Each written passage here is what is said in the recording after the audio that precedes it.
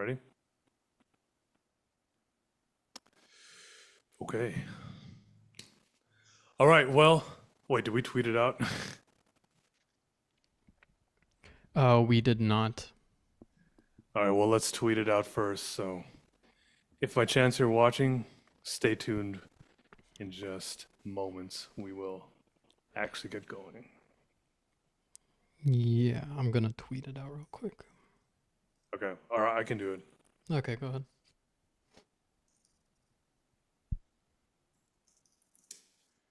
Man, we only lost to the Houston Rockets by 8 points without Anthony Davis, Derek Lively, and Kyrie Irving. We must be a championship contender.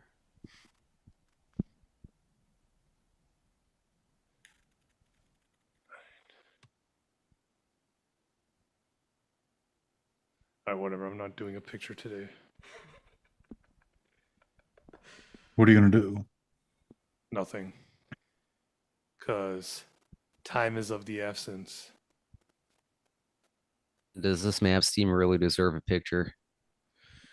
I think PJ Washington deserves a picture for his effort tonight. I think we deserve But, a picture so that the algorithm picks us up.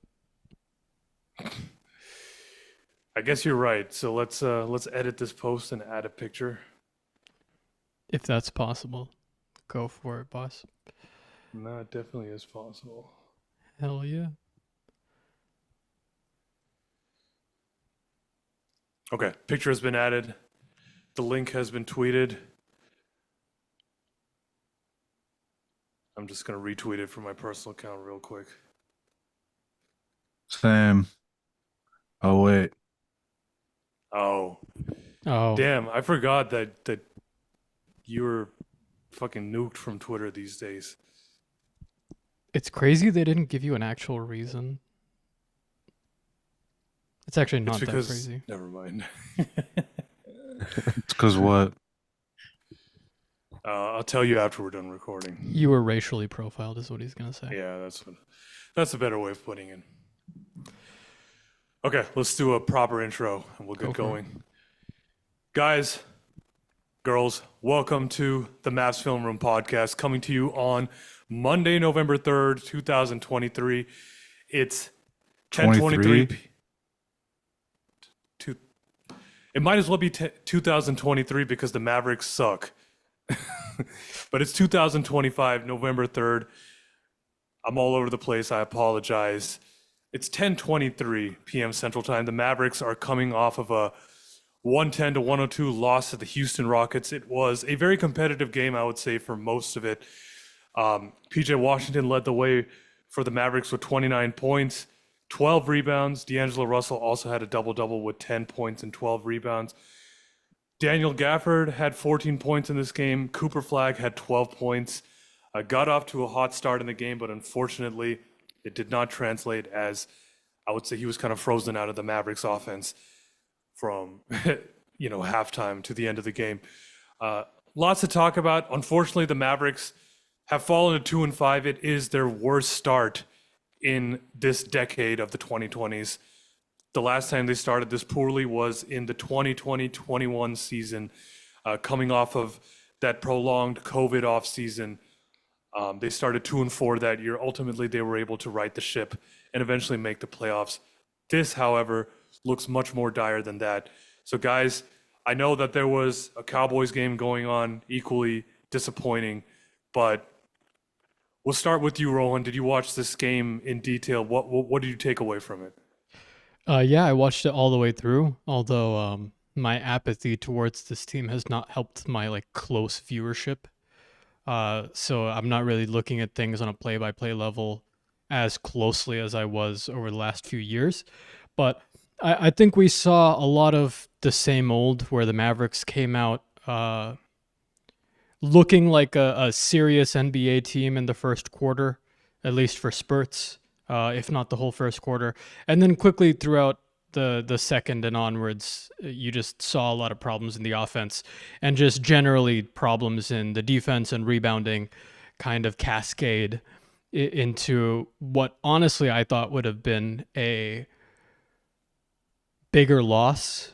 But I actually did call it being exactly an 8-point spread in our group chat. So I That will you say did. I Very am impressive. Nostradamus. But maybe it's just that this team is just so predictable, and that this fan base in some ways is so predictable that I am already seeing like blatant optimist BS, frankly, to kind of hide the expletives. I'm sure we'll get into it. I kind of want to. You're saying we're not going to the championship games? The championship games. I haven't heard that one in a while. Hey, it's fine. It's fine that the Mavericks fell to 2-5 because they're well on their way to becoming a sports and entertainment empire. All they need is for Cooper Flagg to have the work ethic of Shaq, and they're going to be fantastic for the next 20 years. Take that, Patrick Dumont. You fucking suck. What a fraud, Alrighty. man. Lots of frauds. The guy It's that just sold it to go them ahead. is a fraud too. This is as close to the fall of an empire as you can get. And I wouldn't say the Mavericks were an empire, but I mean, considering what they were before this, to what they are now, an international laughingstock, I would definitely take the former over our current reality.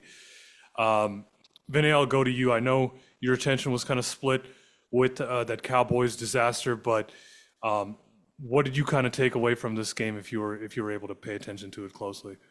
I actually thought I got to watch it. I actually thought for the most part they played one of their best games of the season, besides the 3-point shooting. But that's just kind of part of the team. Like the most threes they made in the game is still 12, which is just ridiculous in today's game, to be honest with you.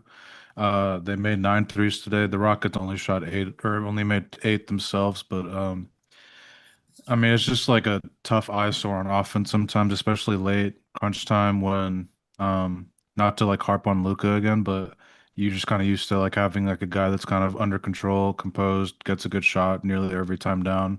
And then we just today we saw like D'Lo shooting these elbow jumpers, and I mean D'Lo had some nice moments, got us back in the game. That he had a big three, had some nice passes, like 12 assists today. Like I think the team overall does better when he's on the court, but just to close today, it was just tough to see, I guess. But like we've talked about in the last stream, I honestly think, and we've talked about it on the group text, even though people won't like that we're saying it, but I think it's vital that the Mavericks maximize their 2026 draft pick, however they do it, which is mainly going to be drafting a player. But I mean, it just kind of feels more and more like a gap year. Like if this team ever hits their stride, I feel like it's just going to be too late. Like the West is too good, the West is too deep, and like Kyrie, I mean, it just sucks, but like that injury last March just really severely impacted this season with whatever win-loss aspirations they had. So this could turn out to be another blessing in disguise like it was last year. No one thought that we were ever going to be in the lottery last year, and it turned out insane. I don't expect to get like the first pick this year or anything like that, but um I think I just can't see them making the play in, honestly, at this point. I mean, I know it's 7 games in, but I just don't see it happening. And also like what does making the play-in do for you, right? Like if they're a 10 seed again this year, how is that benefiting them? But before we get too deep into that, Fossil, what were your takeaways from this game? Just watching them. Thought it was a very competitive game, but still kind of some of the same old issues showed their ugly face in this one. Yeah. I mean, it was good to see the Mavs be competitive. Like they didn't get crushed as I was kind of half thinking they would.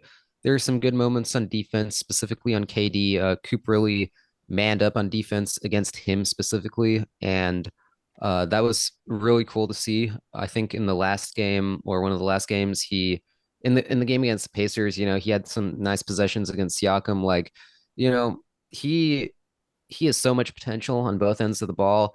In the first quarter, he was playing the way he was playing on offense. It looked like we were in for something special. And unfortunately, of course, the second half didn't go quite that way. Um, I think the thing that really peeved me this game, though, was just like Vinay said, the 3-point shooting was a disaster. You know, I think that's half like the fact that this team lacks 3-point shooting talent, and half the fact that we don't really have very many playmakers. D'Lo D'Lo is cool tonight in the sense that he did make plays, but there's only so much you can say about him that's good when he completely monopolized the ball in crunch He shot time and 20% from the field tonight. he shot 20% from the field. And like, dude, besides the playmaking, he was kind of a disaster. And that's just like for a team that's on the ropes as much as it is right now, you can't have like any kind of slack given to pretty much anyone. I think we were saying on the last episode that the Mavs were supposed to have gotten off to a hot start because we coming into the season, this stretch was looked at as one of the easier, softer parts of the schedule. And now, like, it's only going to ramp up in difficulty from here. So I don't know, where do we go? Also, quickly, just like PJ had a great game. I really did appreciate him for that. But uh, Max Christie, he's a shame haver. It was really good to see him hoop tonight. And I mean, that might be about it as far as my takes go. Yeah, I mean, there weren't too many remarkable takeaways from this game other than I think, tonight kind of showed the Mavericks are capable of playing competent defense. I mean, Houston came into this game as the number one rated offense in the NBA at I think 126.4. The Mavericks held them to 110 points tonight. Obviously, the Mavericks' defensive effort was helped by the fact that, much like themselves, Houston does not have a true point guard on their roster after Fred VanVleet tore his ACL in the preseason. But obviously, just the talent that they have with KD, Şengün, Tari Eason, it just kind of won out over the Mavericks down the stretch. And this is what I said in that fourth quarter in crunch time is like this is the very obvious problem of not having a go-to guy, not having an offensive engine, because it was D'Angelo Russell who was tossing up bricks down the stretch. There were times where the Mavericks were down by 2 points, by 1 point. They had a chance to take the lead on a D'Angelo Russell three. I think there was a time when it was 99-96. The Rockets were leading. D'Angelo Russell missed a three. The Mavericks got the offensive rebound. He relocated to the left corner. D'Lo shot a three again, missed. And, it was just those opportunities or that elbow jumper that he bricked really badly in crunch time that one of you guys mentioned. It's just like D'Angelo Russell is not our go-to guy. And, in the Mexico City game against the Pistons, to his credit, he had 31 points. He made 7 threes on 13 attempts. But we've talked about this in the offseason. Like, you'll have D'Angelo Russell games like that where he makes 7 threes, scores 30 points, and then you'll have D'Angelo Russell games like tonight where he shot 20% from the field, 1 for 6 from three, 10 points and 12 assists, obviously, but, his impact was, I would say, more detrimental than it was helpful. And it's just a weird thing with him where he is a mediocre player that is somehow super vital to the Mavericks until Kyrie Irving gets back. So it's just not a good place to be in for this Mavericks team. Following up on something quickly that you mentioned, I'm not sure about offensive rating, but coming into tonight, the Rockets were averaging over 130 points in against every opponent. Obviously, it's a young season, so those numbers are bound to come down. But it was a much more even contest, which there's some pride that you can take in that. That being said, the interior defense, the rebounding was quite awful all the way through the game. Max Christie also had a good night. Klay Thompson early in the first quarter looked like, It's over. he might be coming back to life. But he ended the game 1 for 8 from three. It Yep, doesn't 2 for matter. 9 from the field. It doesn't matter if those shots are going in and then they rim out or not. It's brutal to have one of the all-time shooters in NBA history play like this for your team. I feel for him. I mean, obviously he's not helping himself with his performance, but I just feel for him with the way that he left Golden State. I'm sure that wasn't his preference. Came to Dallas to be spoon-fed open threes by Luka and Kyrie, is on this lottery-bound Mavericks team with neither of those two players playing for them right now. And he's taking a lot of the heat for the Mavericks' early season struggles, deservedly. I mean, I would have wished that he would knock down more threes, but like you said, Vinay, it might be over. He just he can't shoot right now. He can't play defense. He doesn't even play that much. But when he does play, he's detrimental to the offense. So like, it, maybe he can turn it around, but it just seems unfortunately over. I mean, yeah, Max Christie has overtaken Klay Thompson in the Mavericks rotation. I mean, it's been a consistent theme through the first, 6 games of this season. Klay Thompson tonight played 18 minutes, obviously, like you said, 2 for 9 from the field, 1 for 8 from 3, just 5 points. But Max Christie played 32 and a half minutes, was 6 of 10 from the field, 3 of 6 from 3, 17 points, 6 assists. Forgot to give him a shout out They at the gotta beginning of this. Yeah. if they want to. I'm kind of perplexed with what Jason Kidd's doing with Cooper Flagg at point guard. I mean, there's opportunities to give Coop the ball, to handle the rock and all that without having to start the games with him at point guard. I don't know why they're doing that. And like it's obvious that the lineup change that needs to happen if they want to win is like Clay being removed and D'Lo or any Brandon Williams, but just stagger one point guard on the court at all times, take some pressure off of Coop, let him adjust to the NBA a little bit. Like it's tough watching him play right now. I mean, the first half was, I mean, the first quarter especially was super good today, but like second half, it's just like no one's feels like literally no one's looking for him. I know he And hurt his shoulder. I know part of it is he's a little timid on offense sometimes, but he's a type of player that I mean, you can use him as a screener and he can use finish and I don't know. It's just tough to watch He's why, having why is he going and standing in the corner? I mean, like, why are they doing that? They can use because him so much more. Luca's making him stand in the corner, Jay. this is what you get when you play heliocentric basketball, guys. You And can't now's win a a good time to championship. introduce our new guest, Rashad Phillips. Everyone give him a round of applause. Yoda. Talk soon.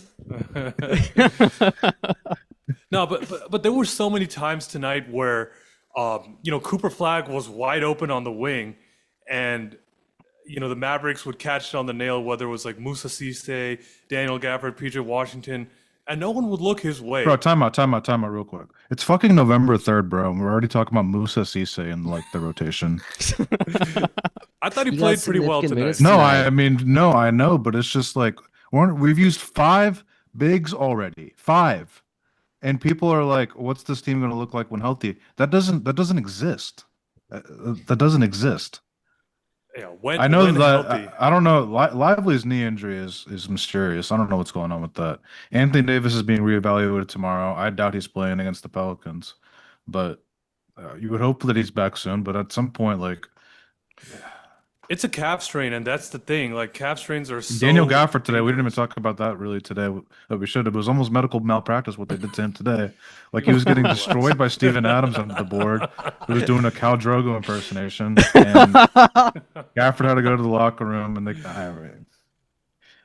I mean, to his I'm credit, surprised man, more people he didn't bring toughed it out. Yeah. that up. Like, how is he allowed to go back? And you just got to like die with Cisse at that point. You can't like especially after how all the medical decisions went last year with like just being overly aggressive with letting guys come back, and you did that today, and that Gafford couldn't close today. Powell did like. It, I mean, it Gafford shows did- it shows did a come lack of back in. accountability in Who some of these closed? Was it decision-making. Gafford or Powell? It was Again, Gafford. Okay. Powell was in for I like think- a possession or two. That's what I remembered. I mean, Gafford came into this game with Jason Kidd's minute limit for him was 18 minutes again, like it was against the Pistons. But I think Gafford ended up playing. Oh, okay. There even more evidence. Like a guy's on a 24. minute limit. A guy's on a minute limit, and then he's hobbling around, goes to the locker room, comes back out. I just feel like you gotta play it safe at that point. But I don't know. He's gonna need some ice tomorrow. That's for sure. Yeah, I mean, he was getting hit in the face, hit in the knees, everywhere. It was brutal. Yeah, it was tough to watch. And at one point, I was like, just hold him out because you don't want. Worst thing that could happen is for him to come back from this ankle injury. He's not 100%, obviously. He gets hurt again and now has to miss more time. Like, the Mavericks can ill afford that. But to his credit, he really toughed it out tonight. I got nothing but good things to say about Daniel Gafford after tonight's game. But really quickly, the next 3 games though, are like they're winnable. Like Pelicans at home. Pelicans are like the worst team in basketball this year, 0-6. And yeah, at Memphis, who they got their own issues going on, and then at Wizards on a back-to-back. So like realistically, I could honestly see them winning two of those three games. No? I would bet on 1 and 2 just because against these guys, the thing about them not having a starting point guard really makes Coop easier to play. And I think he's gonna go back to being a little more uncomfortable. And I do kind of want to touch on that because from this game, I think you saw a lot more of that, especially in clutch time. This team lacks an identity, right? People claim it's defense. Clearly, it's not a defensive first team because they can't even get a defensive rebound to save their fucking life. Um, but on offense, I mean, having this guy play point guard, not that, I mean, I have been vocal in that I think he's learning to read the NBA game a lot better. But like you saw it in those last couple possessions where he's looking for the pass immediately. He's not even thinking about taking the shot in a close game where a three would bring the momentum back. And then you could have a 2-for-1 opportunity, let's say with 40 seconds left in the game. You're just not putting him in a good position because if he wants to develop offensive consistency, I would want him shooting more. I mean, his shot fundamentally looks good. The form is good. The release point is good. It's just he's having to do so many other things that I'm sure he's more focused on making the right pass to one of his veteran teammates. But I just don't think it's going to look as easy for him as it did, like let's say in the first half tonight against a team that has offensive guards that will cause a lot of switches and can score at three levels like the Pelicans have a little bit. Yes, they're the worst team in the NBA, but they do still have a decent amount of weapons. And I would not give this Mavericks team the benefit of the doubt. The Wizards have beat us already, and I forget who the other team that you mentioned was. I'm just not super confident because D'Lo or Brandon Williams is still not starting at point guard. Klay Thompson is still starting games, even though it's been very clear that he should not be starting games. Like, in general, I have been kind of easy on J Kidd on his rotations, just because I think he has made some quietly smart adjustments, especially in those first few games. But tonight was one of the examples of like, okay, we know what works and what doesn't work for this offense in particular, and he's not making it easy on a lot of these guys. So, I mean, yeah, a team without a lack of offensive identity is going to depend on D'Angelo Russell taking 25-foot contested 3-point jumpers in the clutch. Like that's what the symptom is of, right? That's what the illness is. So But when Anthony Davis comes back, it's going to be Anthony worse. Davis mid-range shots. Yeah, yes, but it's also going to be worse for everyone else because the spacing is going to be so much worse. Oh, I mean, I agree. I don't think, I mean, Anthony Davis is obviously better than D'Lo, but like, I mean, it's still going to be a problem. I still think PJ at the 4 is like, we've been talking about this since the offseason. It's such a natural fit for him. It's plug and play in virtually any lineup. It's been like that for 2 years. He played the 3 sometimes last year, and it didn't look as good as when he played the Yeah, 4. I mean, we've known this. I think one thing the Mavericks did really well tonight was getting the ball to him in the middle of the floor. And I'm pretty sure Yeah. we've talked about this, during the Mavericks finals run a couple seasons ago. Like, that is a recipe for success because now you get PJ in the middle of the floor. That's where he can play make. He's not a guy who can take other players off the dribble, but you put him in that spot. Now he can get to the basket with that floater of his. He can dish it out to a shooter, of which the Mavericks don't really have any right now, or a cutter like Cooper Flagg, Najee Marshall. Like, that is an offensive recipe for them. But I just worry what's it going to look like when Anthony Davis comes back. Like, AD is going to is kind of a black hole on offense right now, and maybe that'll change.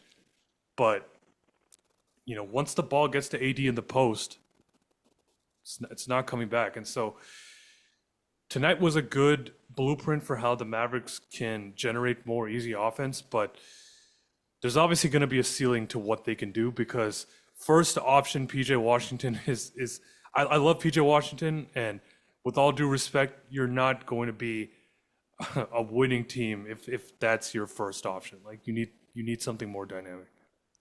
I'm so excited to hear you say that it's not a winning team with that. I think that that means that we should have PJ Washington as our first option. And honestly, without the, I don't know, sarcasm or sardonicism involved, like this is just, without going into the bigger picture, you have to play AD at the 5. But the issue is he's not a pick and roll player on the level that Gafford or Lively are. And so it just doesn't allow for easy offense for any of the guards, let alone Cooper, who is not a guard but is being billed as a guard in these lineups. Like everything is made harder on everyone around Anthony Davis, just by playing him, even if you're playing him at the 5, which mitigates a lot of the negative spacing. Really, the question with him is he going to lose those 20 pounds with this? Yeah, I mean, we saw this time and time again with Luka and those nagging lower body injuries early in the season. The problem about them when you injure your leg is that you can't do cardio. How the fuck are you going to lose weight if you can't do cardio? And obviously I'm oversimplifying it. I'm sure that there's ways the Mavericks can help him get conditioned, but we all know a calf strain is nothing to play with. What I know the Mavericks are saying it's a low grade calf strain and all, but we have seen firsthand that a calf strain can literally ruin a franchise. And so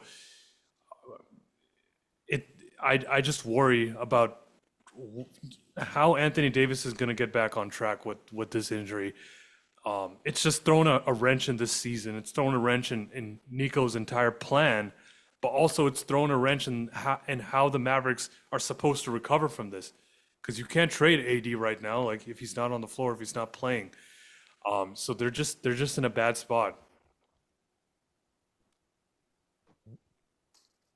Yeah, and I mean, I think we've talked about this countless times, but just like even when AD does come back, whenever that is, having to build an offense around him is surprisingly a little tougher than I think a lot of people would imagine. And I'm not even talking about like the current, injured, out of shape AD, but like even a fully healthy, athletic AD who's like, going up for lobs and stuff. Again, like he plays, of course, that's great to have. Like he is a efficient superstar level offensive player at his best. Yes. So I mean, I realize I sound a little silly here, but at the same time, like he's not like a playmaker himself. He's a play finisher. He has to be set up, and it makes the offense for whatever team, like I've noticed with the Lakers over the years, a little formulaic. Like, the LeBron and AD won a lot of games together, but after 2020, there are a lot of games I watched where, yeah, they won, but it was really ugly and not very convincing. And I don't know what that does for the rest of this Mavericks team. Like, if you have that AD coming back, like he can't like really shoot threes efficiently. Again, he needs to be like spoon fed to finish plays. Um, and he's very skilled at that. Don't get me wrong, but like when you have AD as the number one option, and assuming Kyrie isn't back for a little while still after that, like who steps up as the number 2? Like maybe PJ, but even still, like there are only so many shots the Mavs are going to be taking every game. So we have a lot of talented offensive players, and we saw that tonight. Like they were very capable of scoring the ball um, for everything inside the arc at least. And I don't know, man. Some of these guys, their skill sets aren't getting maximized if they can't like get shots up as much as they should be. The one guy who I've really like noticed, just to give an example, all season long has been Najee, because Najee was awesome last season. I loved his game. I think he's still basically the same guy right now, but just because of the way the Mavericks are constructed and player roles and how much playing time every guy gets, like he can't fully show off his game. He still has to adjust to like a completely different team, and I'm sure he will get that in time. But I guess with all the volatility going around with like everybody getting injured left and right, it's going to be tough for him and well everyone. We tried to make Caleb Martin work for 5 minutes this game, and he was freaking garbage. So I don't know, man. There's a lot Maybe of mixing and Nico, matching maybe that J Nico Kid was has to right. do. I don't know what you're talking about, bud. Anytime anyone's like, maybe Nico was right, I'm like, you were smoking crack. But Grimes signed the qualifying offer, and Caleb Martin All right. exists. All right. It's crazy. It's crazy that was not the worst trade the Mavericks made last season. I mean, Um, the conversation about not having a play initiator, a playmaker, or a key passer in your perimeter lineup in your smaller guards is honestly made way worse by the fact that Quentin Grimes is putting out games where he's like 27 points, 13 assists off the fucking bench. It's I every single time I see one of those stat lines, I'm like, he would look so good next to Max Christie right now, and I don't care if he wants more money than the Mavs can give him because AD should not be here, and once you move that contract, you can pay him. I would, you know what? We're not going to talk about the big picture stuff. I don't want to get hung up on Grimes, but I do want to make a point about the offensive identity. Here's the issue. This is an NBA completely built on this pace and space mode of production on offense, and that requires an offensive engine. And to have AD as your go-to guy, I get it. Kyrie's not healthy. He's not warmed up. So you're not going to expect him until like maybe March or near the very end of the season to be giving you like 30 points and like 8 assists. But when's the last time that Anthony Davis gave you 40 and 20 multiple times in a season?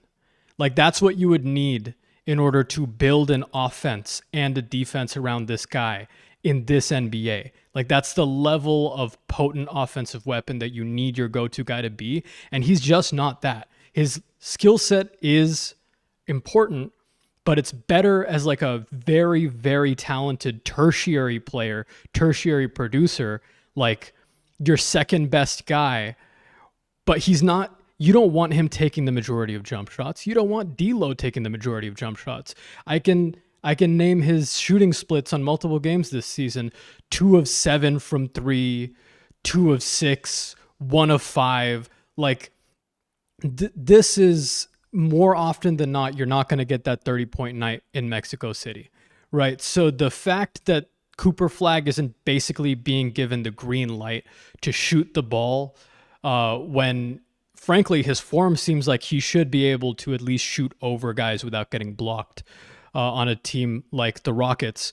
I mean, it's just doing a disservice to his development, and it's leading to this team not having an offensive identity, which they need if they want to be competitive at all.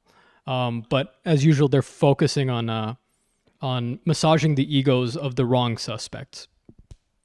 And again, tonight was a promising blueprint for how they can build an offensive identity. I mean, there's still going to be a ceiling and not a very high one for how good they can be, but they can certainly be better than the worst offense in the league. I think tonight showed that.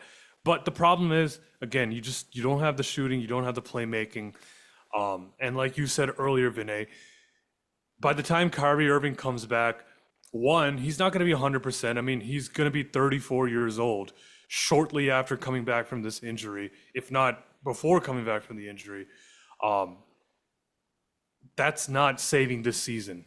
And Anthony Davis, to your point, Fazil, I totally agree. That's why those Giannis AD debates from many years ago were silly at the time. That's why the whole Luka versus AD conversation is also even sillier, because AD is not a guy you can go and tell him, just go get a bucket. The Mavericks don't have that now. They don't have it when AD is playing. So the offensive identity is, non-existent. And it would behoove them to get Cooper Flagg going in a way that's not just either handle the ball and pass it to one of the veterans, or just go stand in the corner for 22 seconds while D'Lo just dribbles the air out of the ball. Like, there's got to be some middle ground here. And I'd love to see them run him off screens. I'd love to see him cut off ball. But the problem is none of that is happening. It's just on ball or stand in the corner. And that's got to change, because I refuse to watch this team lose games and not give Cooper Flagg the reps that I think he should be getting this season. And that's kind of where I'm at with them right now. Yeah, I kind of disagree with you on this game being like a proof of concept for their identity. I just don't think that they're going to find their identity throughout the season. They have too many chefs, too many veteran guys who you can't, as a coach, be like, oh, we're gonna need you to take a sideline, right? Because a guy like Kyrie isn't there, a guy like AD is not, taking those shot attempts from them. But I, I don't know. I said this in our last live stream. The Mavericks seem like a Russian nesting doll of cowardice right now. Like somebody has to be the bearer of bad news. Somebody has to say that this is Cooper Flagg's franchise and that his development is more important for the identity of this team, even this year, than D'Angelo Russell being your go-to scorer and playmaker off the bench. I mean, 12 assists is great. But 10 points on this shooting is just, I would rather not watch him take contested long range jumpers in crunch time. And that's indicative of the identity not being there, frankly. Actually, really quickly, this whole talk about the Mavs' offensive identity and the struggles they've been having and whatnot, I just realized with AD and I suppose Lively out, we haven't seen very much of that big man dribble handoff type of, Sabonis Sacramento Kings basketball that the Mavs had been playing with AD on the court. Jay Triano was brought on as the offensive coordinator basically, and he was implementing that offensive system. But the game we watched tonight, that looked like straight out of a game from last season, the way the Mavs played offensively, which wasn't exactly pretty back then. But again, I don't want to speak ill about Jay Triano because It's time obviously to he send him knows. back to Canada. I'm just like, I don't know, man. I don't know if we have the personnel to implement that kind of offense, really. I'm sure the Mavs can come up with something else, but just even when AD is at his best, I don't know if him doing the Sabonis impression is exactly like what we need. And we have seen there is precedence to this, right? Like in 2021, 22, the year the Mavericks went to the Western Conference Finals, Igor Kokoshkov, if you guys remember, was kind of the Mavericks offensive coordinator to start that season.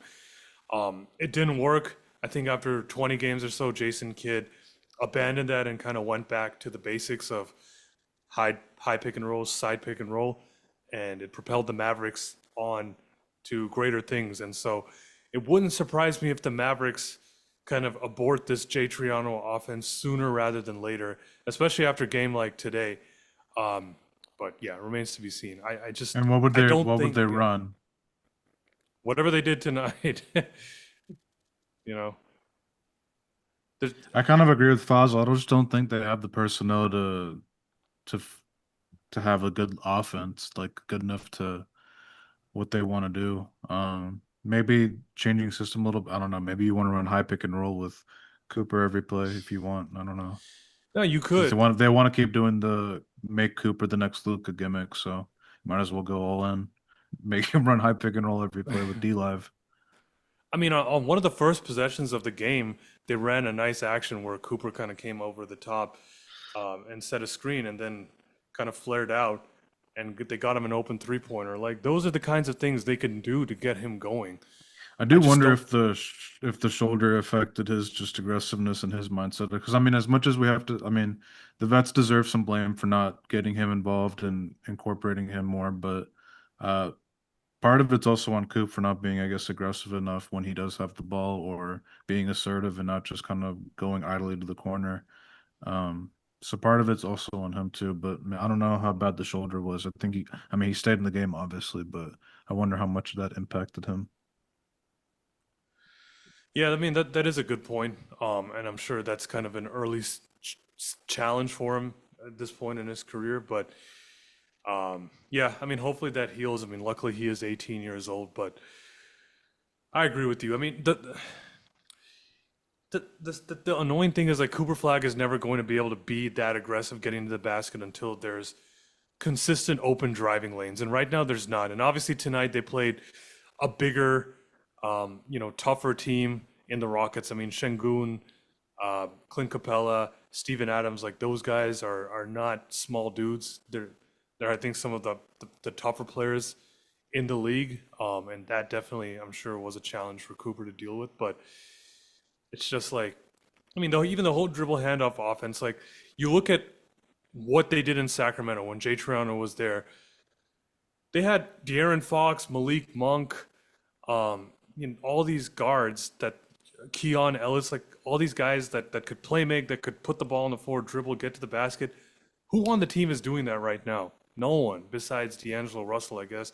Brandon Williams, who inexplicably only played 8 minutes tonight. So it's like there's no rhyme or reason. They're literally just trying different things, seeing if it sticks. But the problem is like with guys coming in and out of the lineup like this, very important guys coming in and out of the lineup like this, I don't know how you develop that kind of offensive identity to build some chemistry, to get out of being the worst offense in the league. Like even tonight, there's still the least efficient offense in the NBA by almost 2 points per 100 possessions. The Washington Wizards have a higher offensive rating than them. The 0-6 New Orleans Pelicans have a higher offensive rating than them. So We are so screwed. We're gonna scary hours. we are in serious. The Mavericks are in, because I don't want to say we Why- anymore. The Mavericks are in serious Let's threat- just keep losing threat games. of losing 3 games. Like especially tonight, the one red flag that we saw tonight that we haven't really lambasted the team for is the lack of defensive rebounding. Like I know that the Rockets are a team that thrives on offensive boards, right? But this is a team that also thrives in transition, right? So defensive rebounding, even with shorthanded personnel, should be something that you're game planning for. And for that not to have been there is like, okay, you're trying to find an offensive identity by when AD's healthy, playing him as like a play initiator, which he has never fucking been. It's just stupid, but you're like, okay, you know what? This team has a lot of weapons. Maybe something can work in a way that I can't conceive. Defensively, you're not going to win games giving up. I don't even know how many offensive boards they gave up tonight. I mean, the Mavericks were out rebounded 54-40 tonight. And I will say this, like it was kind of to be expected. I mean, you're going up against the Rockets, who are the best rebounding team, I think, in the league, with Capella, Adams, KD, Şengün, and the Mavericks obviously had Daniel Gafford and Dwight Powell, and I guess Moussa Cisse. I didn't expect that to go great for them tonight, but continue, Rowan, if you had anything else. I did, but you should circle back to me. Yeah, I mean, that's really all I had over there. I think that, I guess one positive from this season has been the Mavericks are currently top 10 in defensive rating. They're number 9. They came into this game number 8. Now Houston is above them. I don't know how much of that is 3-point shooting luck, but I thought tonight they did a pretty good job defending KD. They got in the passing lanes and deflected a lot of passes, generated some steals, so that was good. But we got to see it more consistently. Yeah, you can't be letting. I mean, I feel like Amin Thompson got like 7 offensive rebounds tonight. He probably wasn't that much. It might have been like 5, but that's still ridiculous for a guy who is as dynamic of a talent as him. Like he's definitely on the game plan. And yes, Cooper especially did a pretty good job on KD, but it's just you're expecting guys to do too much, and you're not playing to strengths. I don't know how much more I can really harp on individual things like this. I'm trying to keep it smaller picture, but man, I literally can't help but think like what this team would be like with another scoring guard. You know, like with another scoring guard, this team could actually be like solidly playing lower playoff territory. Even with as many deficiencies as they have, even with the defense not being there and the offensive identity and Clay shooting not being great. I mean, Max Christie has had, I think, 2 straight games of 17 points per game. or in each game, I believe. I might be wrong, but it's pretty similar. That's consistent. I mean, we need to see that from a guy who's playing that amount of minutes. We've talked about the individual performances of PJ Washington, but like, where is the shooting coming from? What were they tonight? 9 of 25. Like, that's better than they have been in some of their worst performances this year. Maybe not statistically, but from the eye test. But like, they don't have the personnel, and that's clear to be seen, not to harp on it too much, but D'Angelo Russell shooting like 22-foot contested three-pointers in the last minute of a relatively close game is just indicative of the offense not generating the right types of looks, let alone them not even knowing how to generate the right types of looks. So I think that is more than anything, more than any individual lineup thing, is what makes it bleak.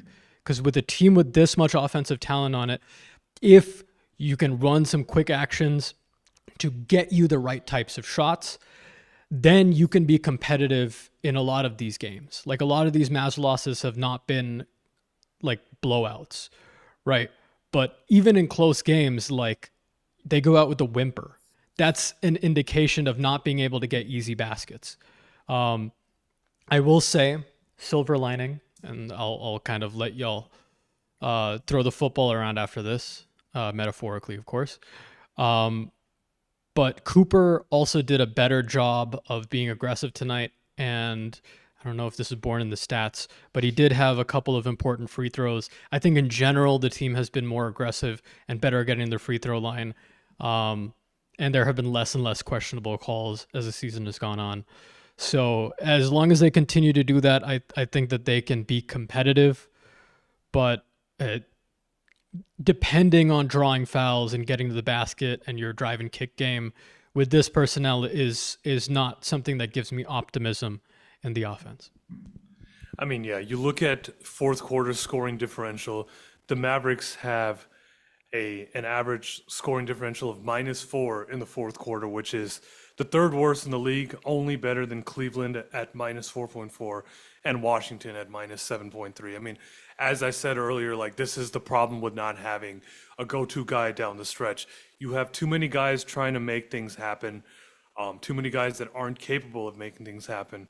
And, you know, against a team that has Kevin Durant and Alperen Şengün, you're gonna lose. I'll say this very quickly. The lack of a defensive identity from what you just said, Jay, is also apparent to me. I mean, Şengün being able to I think he did it on Gafford, just like kind of back him down a little bit, just gave him a little hook. For a play not to break down late in a game like this is really concerning for a team that builds itself on its defensive identity. Like, yeah, you don't have your interior defenders, but you're not even able to, and this is consistent across the first 7 games, you're not able to get the opposing offense to take, let's say, their second or third most favorable shot, right? You're not having them move the ball around, force a ton of switches. They're just going straight at you. That means that you're liable to get played off of the floor anytime that your opponent is shooting well. So, yeah, just the defensive identity has also been abysmal, honestly. Yeah, I'm glad you guys circled back to defense, because one thing I was going to It wins mention was, championships. I mean, of course, we're down our 2 best big man defenders, and Daniel Gafford is really not the kind of guy you want going up against the Şengüns of the world. So that on that end, that result was entirely predictable. But God, we played smaller because of the injuries, but not necessarily quicker or faster. And that's like a death sentence, because if there's one area the Mavs need to be better at in terms of their athleticism, they really do need to be a lot quicker. The defense was okay. I mean, of course, we all saw that there were good moments defensively tonight, but the defense really broke down when guys were a step too slow to cover and switch onto 3-point shooters. They left a lot of guys wide open on the Rockets. I know Tari Eason had like a clutch 3 at one point in the fourth quarter, and they left guys. Again, this is like a size thing as well, because a lot of these possessions, like PJ or Dwight, were left out to dry, but like they left guys wide open in the dunker spot for the Rockets, and they had a lot of easy dunks and lobs and such, which, again, like you can't give up easy points like that.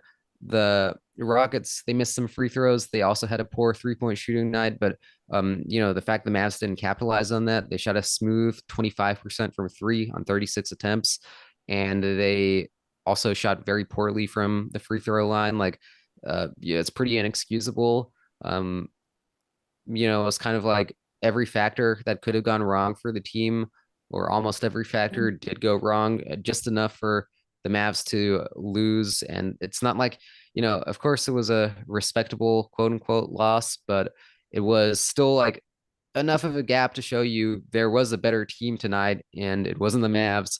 So I wouldn't even call this iteration of the Rockets, because again, Fred VanVleet's out. They didn't have Jabari Smith playing.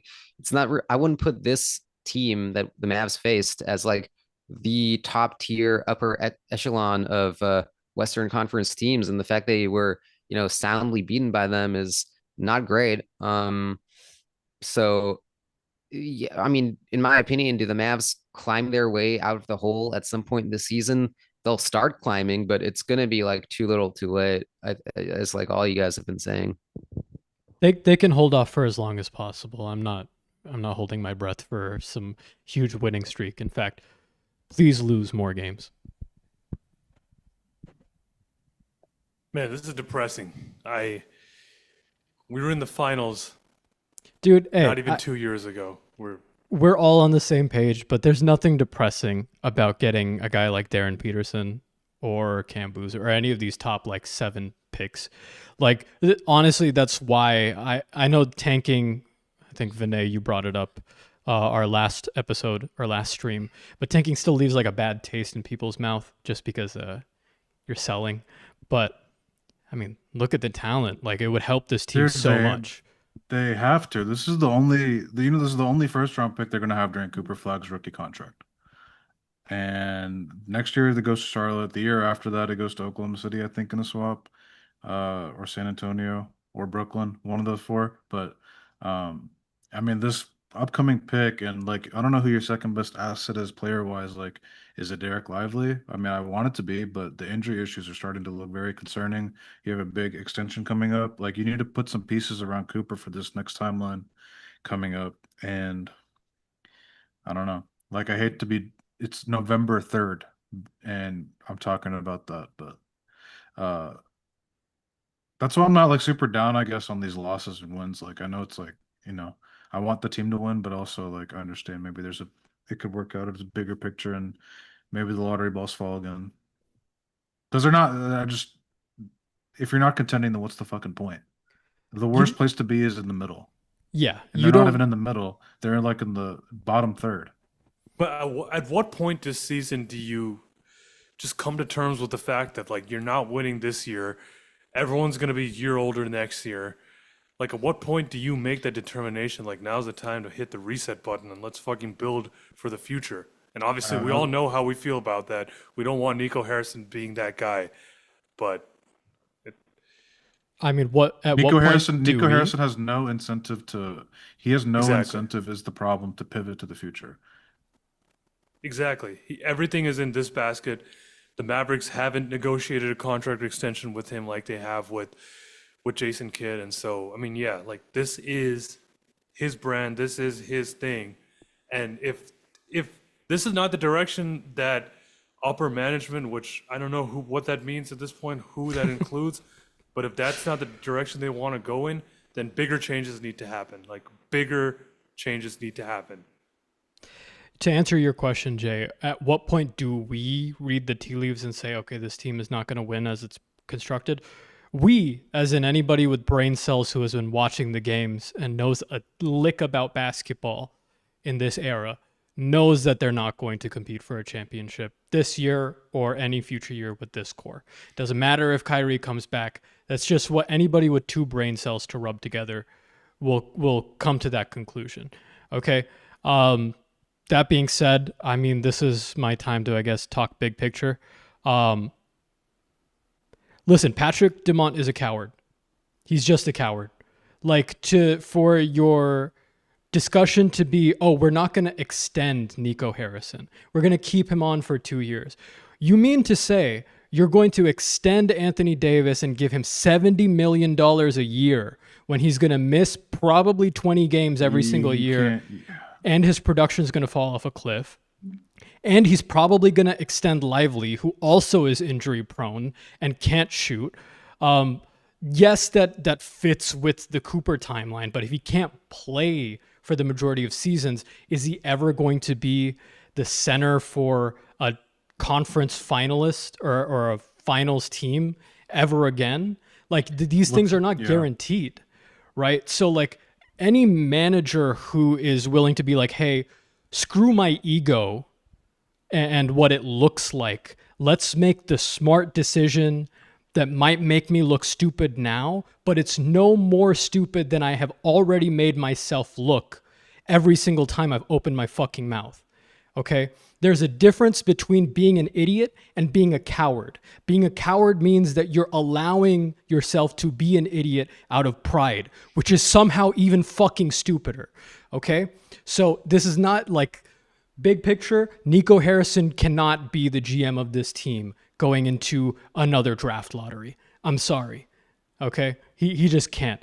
And I am at the point as a fan, not wanting to, Durant forever, but like, I honestly, if they don't maximize this next offseason with that draft capital, if they don't make some serious changes in management, I'm just not going to consider myself a Mavs fan again. And that's fucking heartbreaking. My entire sports identity is basketball. It is the NBA. My entire history, and all of us here are very similar to this. I'm sure everybody in chat, everybody listening at home to the podcast is similar. I mean, it's heartbreaking, but that's what incompetence and cowardice gives you.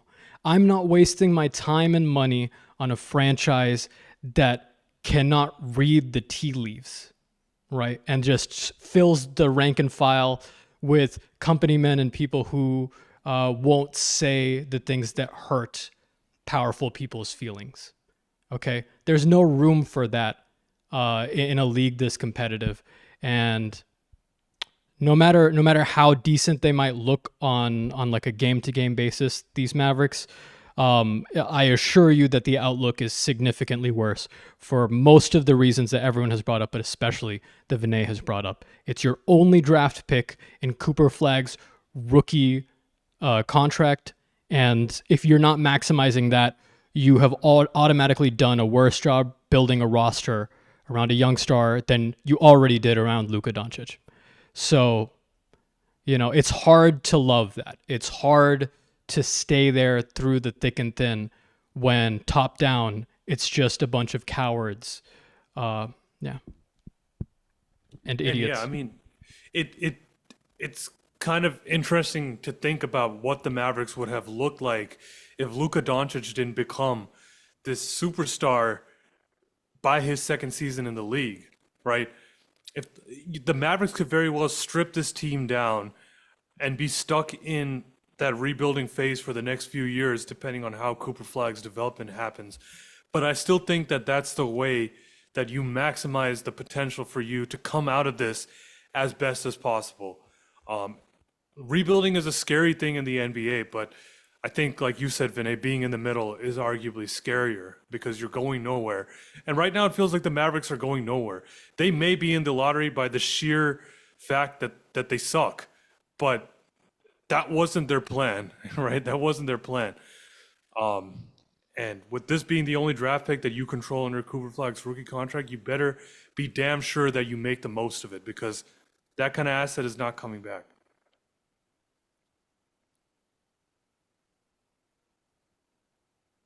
Yeah, I actually had from this whole big picture talk, I did have two thoughts come to my mind.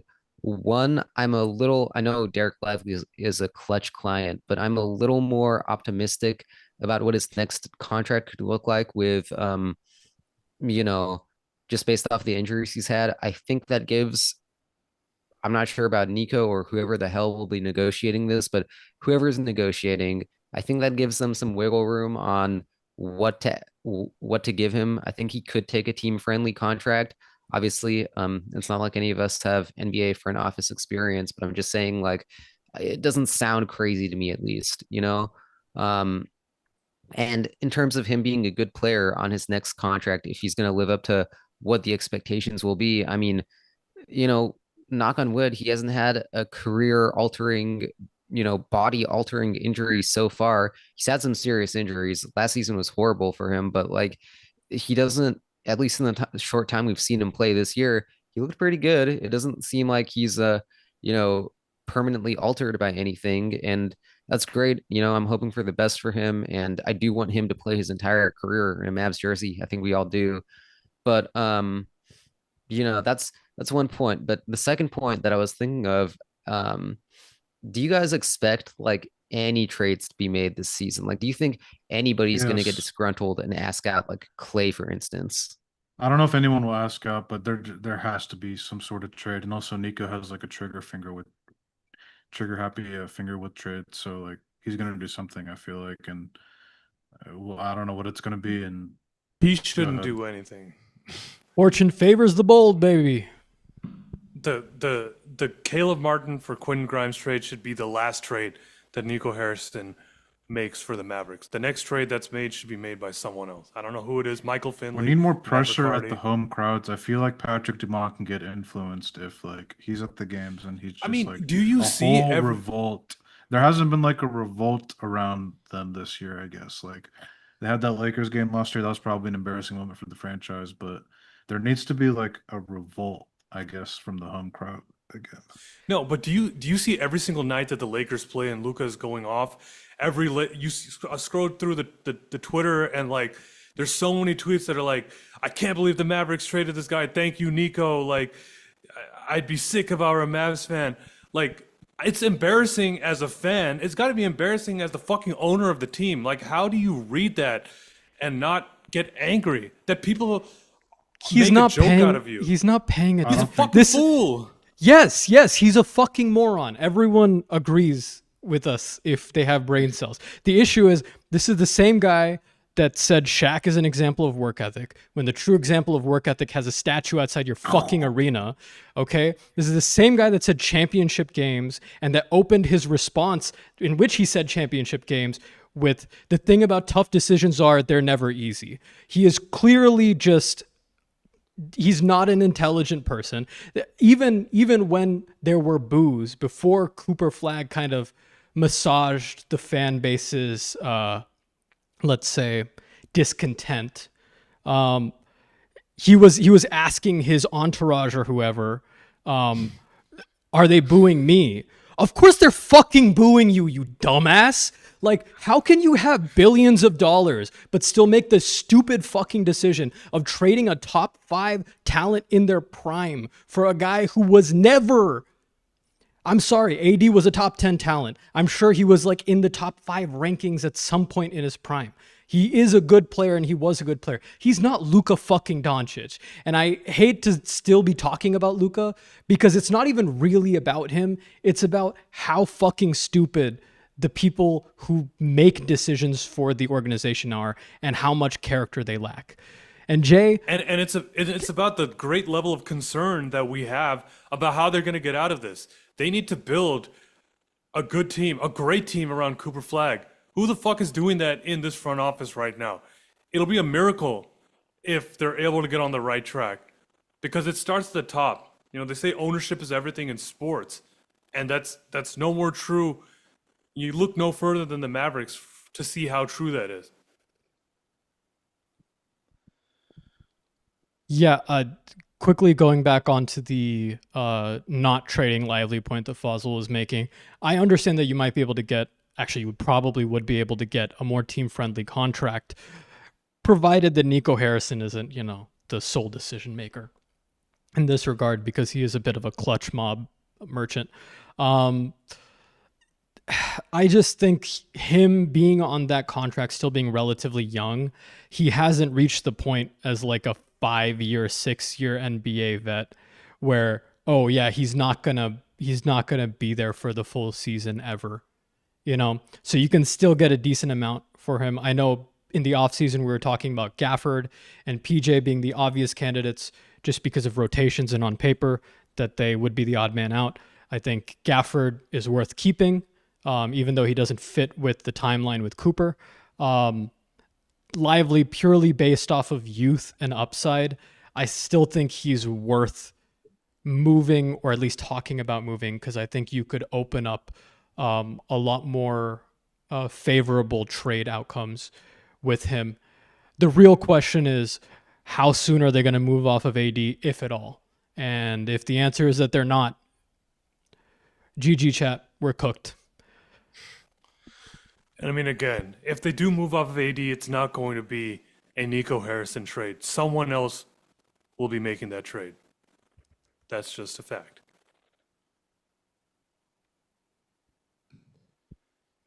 Well,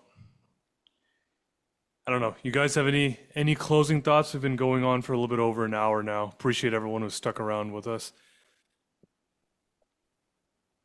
Yeah, I don't know what pisses me off more. When people, when fans on social media, mostly Twitter, are clowning Mavs fans for what went on this past year, or when they give us sympathy, because I don't know I don't know which one ticks me off more. I'll be real with y'all. Because in both cases, it's excessive. I don't want to like hear it from anybody. I already have to live in hell. Like, don't make it worse. Wow. The Lakers succeeding is significantly worse for that, because even when Luka isn't playing, when Austin Reeves is playing, he's playing well. And then everyone's asking, how the fuck did you not get this guy back for one of the top 5 talents in the league? He doesn't play defense. Nico Harrison doesn't watch basketball. It's bizarre. I forgot who it was. Jay, who was the person that was like, why is everyone being so pessimistic? Oh, Eddie Gonzalez, who's KD's podcast host. I don't know if they still do that podcast or whatever, but he's Kevin Durant's guy. Basically, on Mavs Film Room, I said the Mavericks have no identity, no system, no go-to guy. No soul, no heart, no future. I didn't say all that, but you might as well have, you know. And his response to that was, "Why are NBA fans so doom and gloom all the time?" And that shit bothers me because, like, I shouldn't have to explain it. Just fucking look at the Mavericks right now. Look at where we were a year ago in the NBA Finals. Look at where we are right now, headed towards the bottom of the fucking lottery, right? Like, Yeah. that speaks for itself. You trade Luka Doncic for Anthony Davis, Max Christie, and 1 first-round pick. I remember having discussions with my friends just from time to time, being like, would you trade Luka for like 7 first-round picks, for 9 first-round picks? We traded him for 1 first-round pick. Like that is why we are so doom and gloom, because our team once had the promise of being a championship winner. We were a contender. We had the promise of being a championship winner. And now we have no direction. We are the butt of every single joke throughout the league. And worst of all, our team sucks.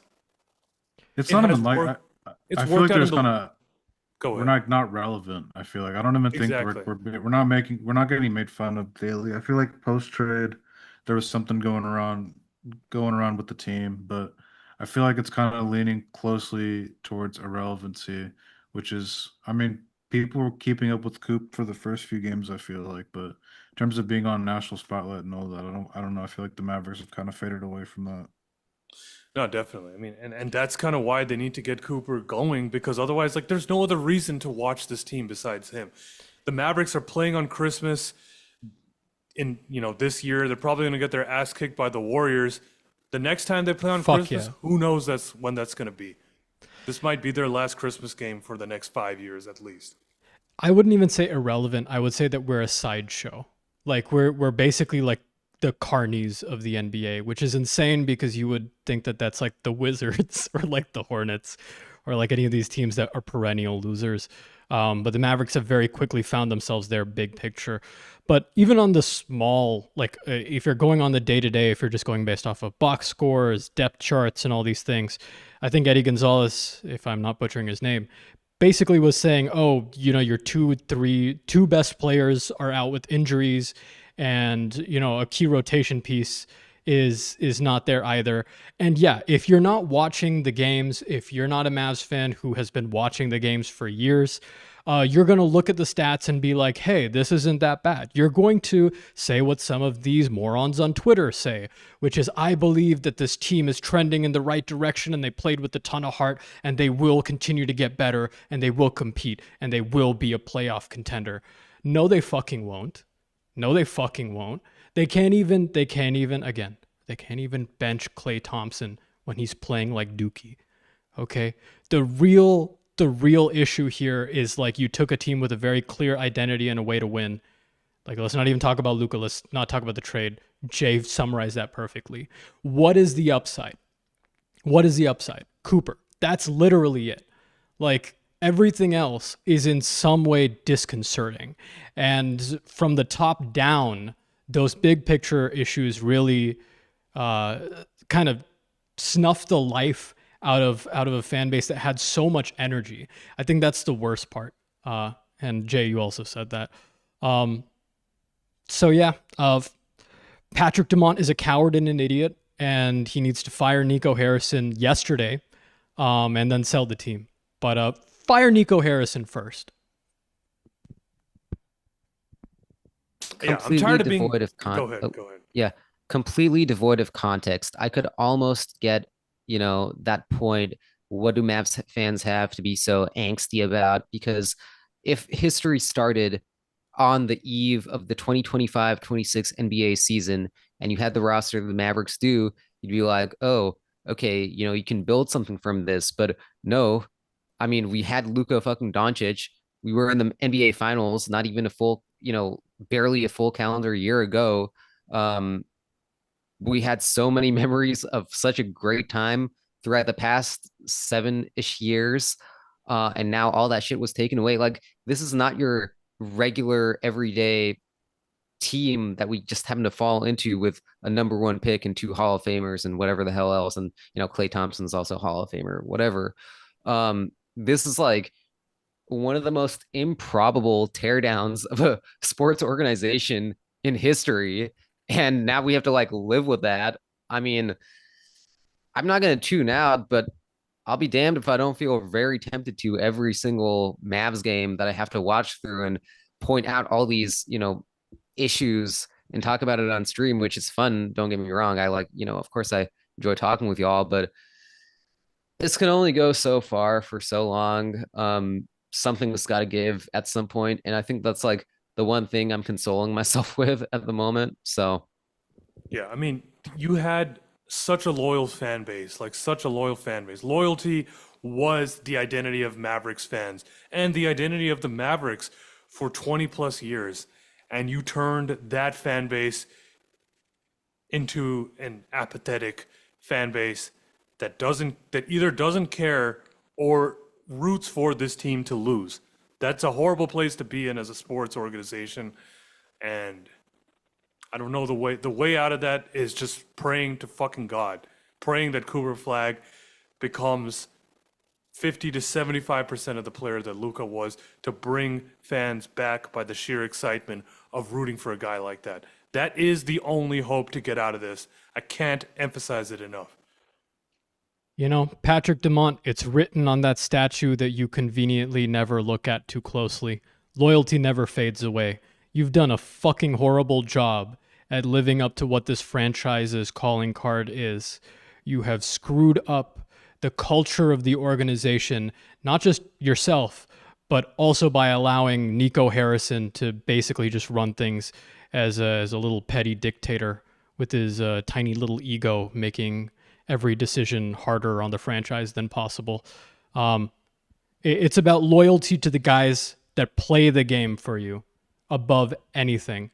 And I don't even blame Jason Kidd for his awful rotations at times this season, or how much he seems to hate this roster's makeup, because I fucking hate this roster's makeup.